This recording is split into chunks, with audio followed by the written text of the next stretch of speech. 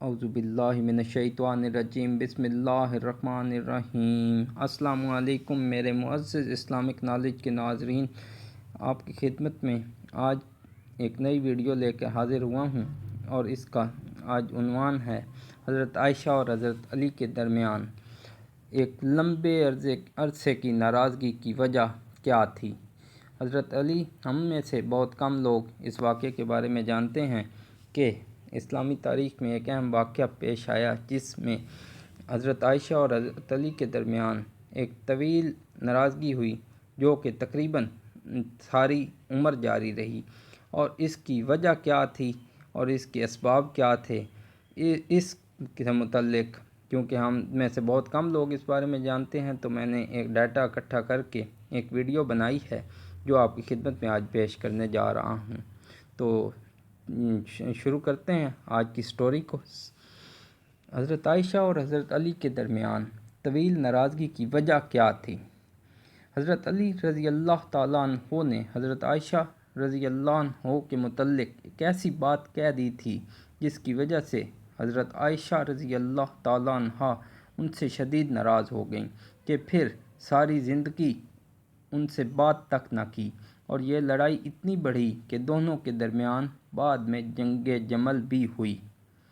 हज़रत आयशा रज़ी अल्लाह ताला अन्हो की ज़िंदगी में एक नहायत अजीब वाक़या पेश आया। वो ये कि जब अल्लाह के रसूल सल्लल्लाहु अलैहि वसल्लम ग़ज़वा बनी मुस्तलिक में तशरीफ़ ले गए तो वहाँ से वापसी पर काफ़िले को अलग अलग हिस्सों में बाँट दिया। जिस काफ़िले के लोग जैसे तैसे तैयार होते चलते जाते थे, सैकड़ों बल्कि हज़ारों ऊँट हुआ करते थे, चलते हुए भी घंटों लगा करते थे। हज़रत आयशा ने सोचा कि काफ़िले ने तो जाना ही है, अभी पता नहीं अभी कितना वक्त मज़ीद लगेगा, क्यों ना मैं क़ज़ाए हाजत से फ़ारिग हो जाऊँ।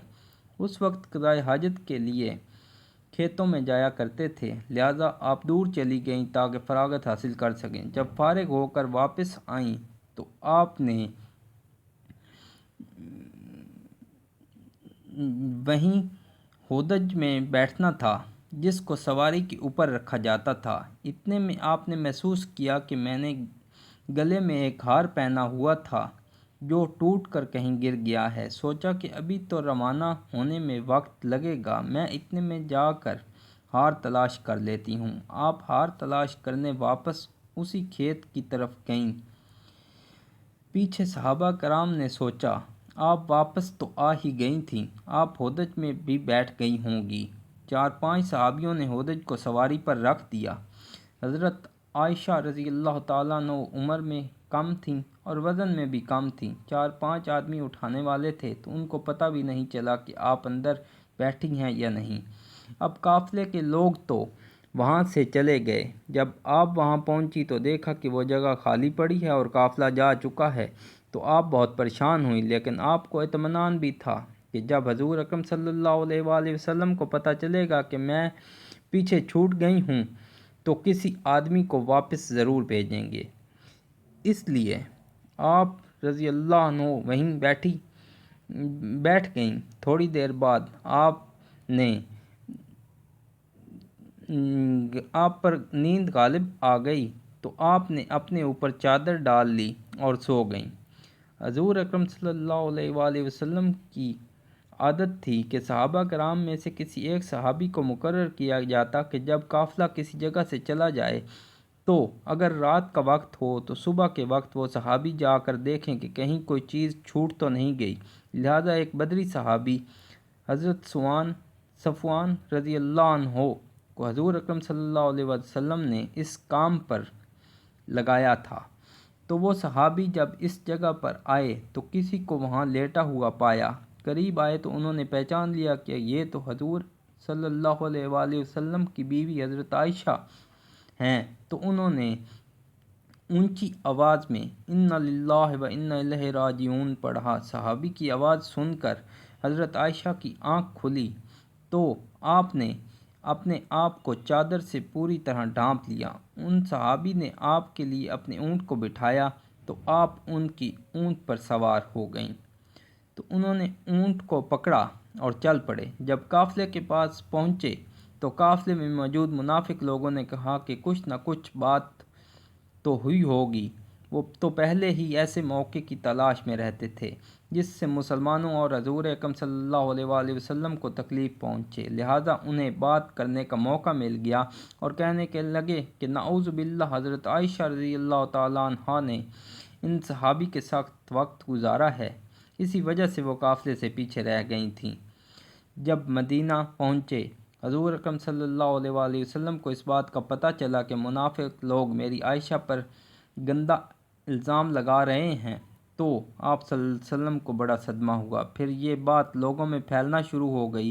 حضرت عائشہ فرماتی ہیں کہ میں قافلے سے واپس آ کر 1 مہینے تک بیمار رہی اور کمزور بھی ہو گئی۔ ایک دن میں ایک صحابیہ حضرت مست کے ساتھ قضاء حاجت کے لیے رات کو باہر کھیتوں کی طرف نکلی تو چلتے ہوئے ایک جگہ پر ان صحابیوں کو ٹھوکر لگی تو انہوں نے اپنے بیٹے کو بد دعا دی۔ تو حضرت عائشہ فرماتی ہیں کہ میں نے ان سے کہا کہ آپ اپنے بیٹے کے لیے بد دعا کیوں کر رہی ہیں؟ تو وہ کہنے لگیں کہ اے عائشہ، کیا تمہیں پتہ نہیں کہ وہ آپ کے بارے میں کیا کیا باتیں کرتا ہے؟ حضرت عائشہ رضی اللہ تعالیٰ عنہ نے پوچھا کہ وہ میرے بارے میں کیا کہتا ہے؟ اس پر ان صحابیہ نے آپ کو ساری باتیں بتا دیں کہ اے عائشہ، تمہارے بارے میں سارے شہر میں ایسی باتیں ہو رہی ہیں۔ حضرت عائشہ فرماتی ہیں کہ جب میں نے یہ سنا تو مجھے بہت صدمہ لگا اور جلدی سے گھر واپس آ کر حضور کا انتظار کرنے لگی۔ جب آپ صلی اللہ علیہ وآلہ وسلم مسجد سے تشریف لائے تو میں آپ کے سامنے آئی اور سلام کیا۔ آپ نے سلام کا جواب دیا لیکن چہرہ دوسری طرف پھیر لیا۔ میں دوسری طرف سے آئی لیکن آپ نے اپنی نگاہیں دوسری طرف کر لیں۔ آپ کی خاموش نگاہوں نے مجھے سب کچھ بتا دیا تھا کہ آپ کی طبیعت پر بوجھ ہے اور آپ مجھ سے بات نہیں کرنا چاہتے۔ میں نے سوچا میں اپنے ماں باپ کے گھر چلی جاتی ہوں تاکہ صحیح حالات کا پتہ چل جائے کہ میرے بارے کیسی باتیں کی جا رہی ہیں۔ تو میں نے گھر جانے کی اجازت چاہی تو آپ صلی اللہ علیہ وسلم نے اشارے سے فرما دیا کہ چلی جاؤ۔ حضرت عائشہ فرماتی ہیں کہ جب میں گھر پہنچی، میری امی نے دروازہ کھولا۔ میں نے دیکھا کہ میری امی کی آنکھیں رو رو کر لال ہو چکی ہیں۔ پریشان چہرے کے ساتھ وہ میرے سامنے کھڑی ہیں۔ میں نے پوچھا کہ امی کیا ہوا، لیکن وہ بالکل خاموش رہیں، مجھے کوئی جواب نہ دیا اور ان کی آنکھوں سے آنسو ٹپکنا شروع ہو گئے۔ میں نے پوچھا امی میرے ابو کدھر ہیں؟ تو انہوں نے چارپائی کی طرف اشارہ کر دیا۔ میں نے دیکھا کہ میرے ابو حضرت ابوبکر صدیق رضی اللہ تعالیٰ عنہ چارپائی پر بیٹھے قرآن پڑھ رہے ہیں۔ ایک ایک آیت پر ان کی آنکھوں سے آنسو برابر گرتے جا رہے ہیں۔ حضرت عائشہ فرماتی ہیں کہ جب میں نے گھر میں بھی ایسا غم کا ماحول دیکھا تو میری طبیعت اور زیادہ پریشان ہو گئی۔ میں نے سوچا کہ اب میں کیا کروں کہ جن پر مجھے بھروسہ تھا وہ میری زندگی کے رکھوالے تھے، وہ بھی آج مجھ سے ناراض ہیں، ماں باپ بھی آج مجھ سے جدا ہیں۔ میں آج کہاں جاؤں اور کسے اپنے دل کی بات کروں؟ دل میں خیال آیا کہ کیوں نہ میں اپنے اللہ کی طرف متوجہ ہو جاؤں۔ اس لیے حضرت عائشہ فرماتی ہیں کہ میں نے وضو کیا اور گھر کے ایک کونے کی طرف جانے لگی تو امی نے پوچھا کہ اے عائشہ کدھر جا رہی ہو؟ کیونکہ ان کو ڈر لگ رہا تھا کہ میری بیٹی پریشان ہے، ایسا نہ ہو کوئی غلط فیصلہ کر لے۔ میں نے امی کو کہا امی میں اپنے رب کے حضور دعا کرنے جا رہی ہوں۔ حضرت عائشہ فرماتی ہیں کہ میں نے مصلی بچھایا اور سجدے میں سر رکھ کر دعائیں کرنی شروع کر دیں کہ اے پروردگار، فریاد سننے والے، تیرے مقبول بندوں پر جب بھی کوئی ایسا وقت آیا تو اے اللہ تو نے ان کی مدد فرمائی۔ جب یوسف علیہ السلام پر الزام لگا تو آپ نے ایک بچے سے گواہی دلا کر بے گناہ ثابت کیا۔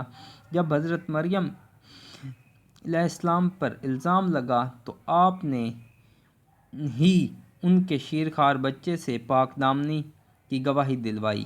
اے اللہ، آج تیرے محبوب کی عائشہ تیرے دروازے پر حاضر ہے اور فریاد کرتی ہے کہ مجھ پر بھی تہمت لگی ہے۔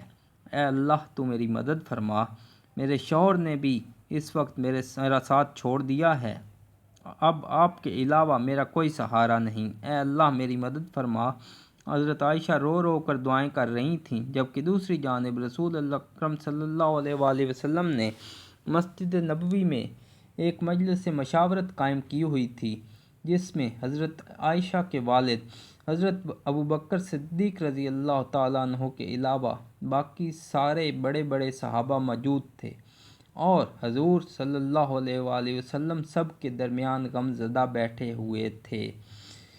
اس کہانی کا دوسرا اور آخری حصہ ابھی باقی ہے، وہ انشاءاللہ جلد میں آپ کی خدمت میں پیش کروں گا، اور آپ کو اگر یہ میری سٹوری پسند آئی ہے تو کائنڈلی میری اس ویڈیو کو لائک کیجئے، اور اگر اسی طرح کی اتھینٹک اسلامی کہانیاں سننا چاہتے ہیں اور اسلامی واقعات سننا چاہتے ہیں تو میرے چینل کو سبسکرائب کریں، تاکہ وقتاً فوقتاً آپ کو میری ویڈیوز مل سکیں۔